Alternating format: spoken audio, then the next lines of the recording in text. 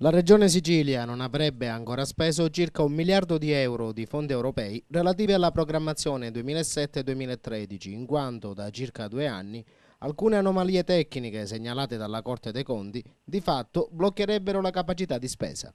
I finanziamenti in esame riguarderebbero diversi settori, ad esempio un bando di circa 90 milioni di euro destinato al settore alberghiero siciliano sarebbe stato momentaneamente bloccato in quanto per la sua pubblicazione sulla Gazzetta Ufficiale la competenza dal mese di luglio scorso sarebbe passata dagli uffici dell'assessorato regionale al turismo a quelli dell'assessorato alle attività produttive.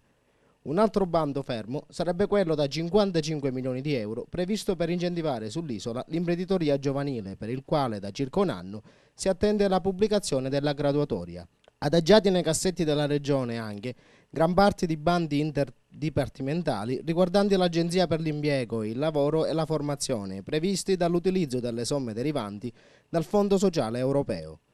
Quindi, se i passaggi burocratici non vengono al più presto formalizzati, in Sicilia si rischia di perdere dei finanziamenti che rappresentano, non solo in periodi di crisi, un'opportunità di sviluppo economico della regione.